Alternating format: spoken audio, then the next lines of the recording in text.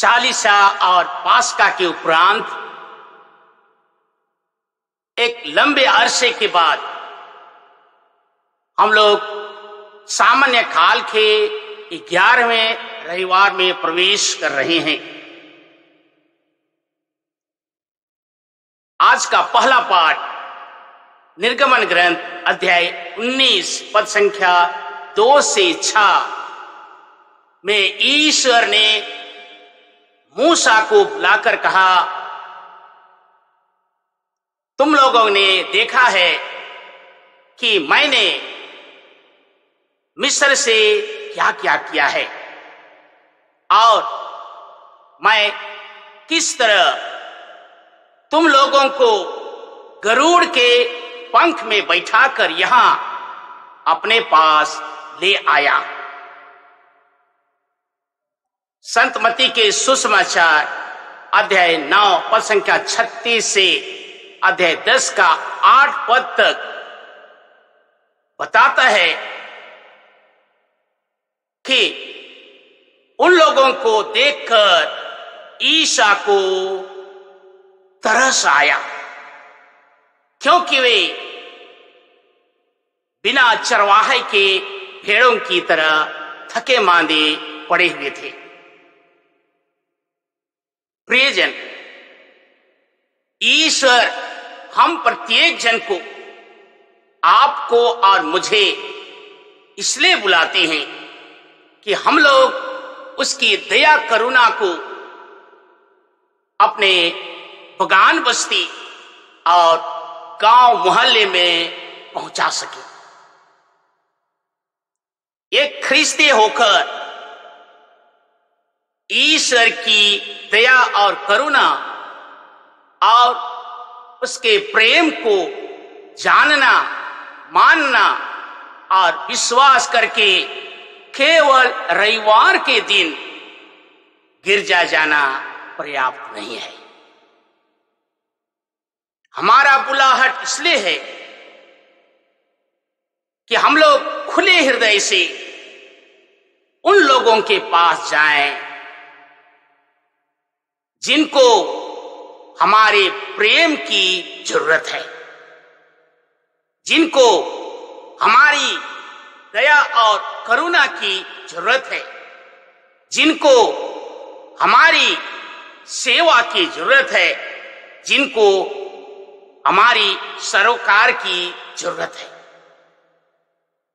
आज भी ईश्वर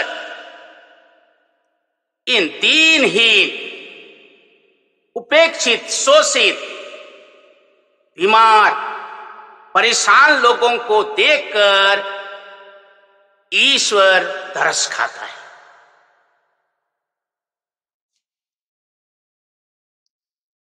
क्योंकि ईश्वर तो अदोनाई है, अर्थात गरीबों का ईश्वर है, दीन दुखियों का ईश्वर है। वह इमानुएल है, प्रभु मेरे साथ, प्रभु तेरे साथ। ये असहाय, दीन, हीन, गरीब, शोषित, उपेक्षित, अनाथ, विधवा, परेशान लोग हमारी ओर आशा की निगाह लिए देखते रहते हैं। उससे भी ज्यादा हमारे मुख से निकले हुए एक शब्द के लिए तरसते हैं। हमारे हाथ के छोटी सी सेवा, शुश्रूषा और स्पर्श के लिए ललायित रहते हैं। हमारे हाथों के एक छोटे से रोटी का टुकड़ा, एक गिलास पानी में उनको ईश्वर नजर आता है, इसलिए आशा भरी निगाह हम पर पड़ी रहती है। हम लोग ईश्वर की दया करुणा को जानते हैं, लेकिन मानते नहीं हैं। मानते हैं तो हृदय में अमल नहीं करते हैं। इस कारण से व्यस्तता और असमर्थता का बहुत सारे कारण बनाकर इनकी ओर कदम रखना तो दूर, नजर फेरना भी गंवारा सोचते हैं। निर्गमन ग्रंथ अध्याय 19 पद संख्या 5 में ईश्वर ने मूसा से कहा, यदि तुम मेरे विधान का पालन करोगे तो इन सब राष्ट्रों में मेरी अपनी प्रजा होगी, क्योंकि संपूर्ण पृथ्वी मेरी है। याद दिलाती है कि हम उनके विधान, उनके हुक्म, उनकी आज्ञाओं का पालन करें और दया करुणा ईश्वर को अपने व्यवहार में दूसरों को दिखाएं। संत मत्ती के सुसमाचार अध्याय 10 पद संख्या 8 में ईश्वर ने 12 शिष्यों को बुलाया। ये शिष्य बहुत पढ़े लिखे नहीं थे, इसमें कुछ कमी और कमजोरियां थी। हम सभी जानते हैं थोमस ने ईसा को अविश्वास किया, पेतरुस मुर्गे के बांग देने के पहले 3 बार अस्वीकार किया, जुदास इस्करियोती ने यीशु को पकड़वाया, यीशु के दुख भोग के रास्ते पर सभी 12 शिष्य एक एक करके छोड़ के चले गए,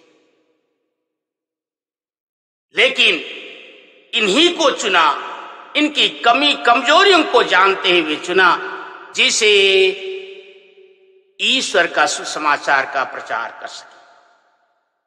आपको मुझको भी इसलिए चुना जिससे हम दीनहीन की सेवा करें, रोगियों की सेवा करें और जरूरतमंदों को हम सहायता पहुंचाएं। इन 12 शिष्यों के द्वारा और हमारे द्वारा ही ईश्वर इन भाई बहनों को उनकी उपस्थिति का अनुभव कराना चाहते हैं। हमारे द्वारा ही हमारे निस्वार्थ प्रेम, सेवा, दया, क्षमा, सहानुभूति, सहिष्णुता, सेवा के द्वारा ये भाई बहन अनुभव करें कि ईश्वर कितना दयालु है। ईश्वर का आत्मा एक विस्मरणीय सच्चाई को उजागर करता है, जैसे ईश्वर हमारे साथ है, ईश्वर हमारी सहायता करता है, ईश्वर हमारे जरूरत के सभी चीजों को पूरा करता है, हर जोखिमों से हमें बचाता है, हर प्रकार के प्रलोभन और जीवन के उतार चढ़ाव को पार करने के लिए हमें सामर्थ्य प्रदान करते हैं। रोमियों के पत्र अध्याय 6 पद संख्या 5 बोलता है कि हम निस्सहाय ही थे, तब भी मसीह ने निर्धारित समय में विधर्मियों के लिए मर गए। ईश्वर निस्वार्थ रूप से अपने आप को क्रूस के बलिदान में चढ़ाए, जिससे हम उनके प्रेम, दया, करुणा का अनुभव करें। दैनिक जीवन में हम हर समय उनकी उपस्थिति का अनुभव करें। संत पौलुस हमारे और सुंदर सी बातें कहते हुए हमारे कर्तव्य और जिम्मेदारी को याद कराते हुए कहते हैं